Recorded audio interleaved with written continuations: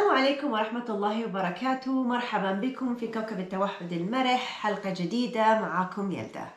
هالحلقة هذه نتكلم عن عادة سيئة اللي الأمهات ما يحبونها في الأطفال، والسلوك اللي مقلق جدا، إن الأطفال يحطون أشياء في حلجهم، وشلون ممكن نتفادى هالسلوك أو نعالجه، وشنو الاقتراحات اللي ممكن نسويها، وليش الأطفال من الأساس يسوون هالسلوك هذا الغير محبب للأمهات، لأنه مسبب لأمراض كثيرة، وما نبي أطفالنا يكونون معرضين لهالجراثيم اللي من حولنا.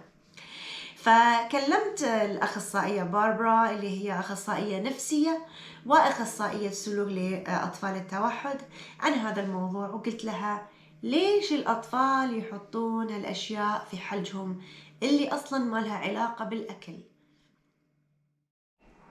Welcome back, Barbara. Thank you. It's good to be here. I'm happy you're here. We're gonna do this episode about the kids putting stuff in their mouth, and you know how much mothers are worried about this situation because you know all of this diseases and all these bad stuff going around and putting their mouth or anything in their mouth. It raises like red flags for my mothers. Yeah. So why the kids put things in their mouth? That's a great question. It's a variety of reasons. Typically, what we experience in ABA is what we call pica. And also, too, those stereotypical behaviors or stereotypical behaviors where it's the sensation and it feels great. It's almost like when the kid is teething and they're starting to lose teeth, baby teeth are falling out, things like that, and they're or teeth are coming in and they like stuff that's cold, like they like the cold sensation. So it's pretty much the same as that. It's just a little bit, those behaviors are more intensified. So in that situation, kids put things in their mouth for a variety of reasons, and some could be medical. So you always want to rule out the medical stuff before you focus from a behavioral standpoint. And then you want to see if, like, when they put things in their mouth, are they swallowing it or are they spitting it out? You want to pay attention to those type of things. But yeah, it's just the sensory. سألتها لأن قالت إنه ممكن يكون بعض الحالات متعلقة في حالة صحية للطفل، فقلت لها شنو الحالات الصحية اللي ممكن يكون مرتبط إنه يسوي هالسلوك الطفل، إنه يحط الأشياء في حد. So what is the medical stuff they have to point out? Yeah, sometimes it is maybe a cavity. Sometimes kids will often grind their teeth, which could lead to a more of needing that sensation because of the teeth grinding. They grind it down a little too far. And then there are other medical factors, maybe like a decayed tooth, or if they have like caps or anything like that.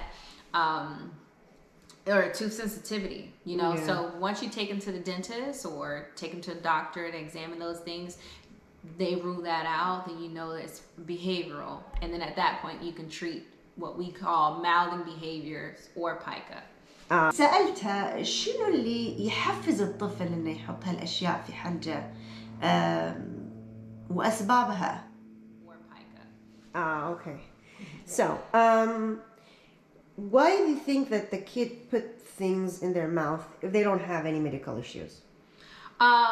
So for the feeling of it, the sensory feeling. I have kids that love to eat like mulch or rocks. They like rocks, or clothing, fabric, soft things like a squishy ball. So just the feeling that they get, it makes them happy. You know, it's kind of with us too, whenever we have mouthing behaviors where we may like move our lip a certain way, or we might bite down or things like that. So it's just that sensory feeling that they get. Like for example, when they grind their teeth, they can hear and feel the shift in their with their teeth grinding. So some kids, that's a calming technique for them. They may be using that to calm themselves. Some may be using that just to go about their day, you know, just to be able to deal with, like, kind of like when we shake our leg. You know, so I think it's a variety of reasons, but I think the main thing is from a sensory standpoint that it feels good. طيب الحين شنو الاقتراحات اللي تقترحينها كحلول للأمهات عشان يتفادون هالسلوك أو يغيرون هالسلوك أو يبدلون هالسلوك بسلوك آخر علشان الأطفال ما يحطون أي شيء في حلجهم ويتخلصون من هالسلوك اللي غير مرغوب فيه. feels good. So what the mother should do to prevent it? What we can suggest, like solutions? And I know it's a suggestion because we don't know who is it and why. That's a great question. Sometimes the speech pathologist would be able to assist with those different options. A lot of my clients and kiddos have what they call a chew toy. So something that they can just chew on and just keep it in their mouth. Some of the chew toys vibrate, so it gives them that sensation that they're looking for.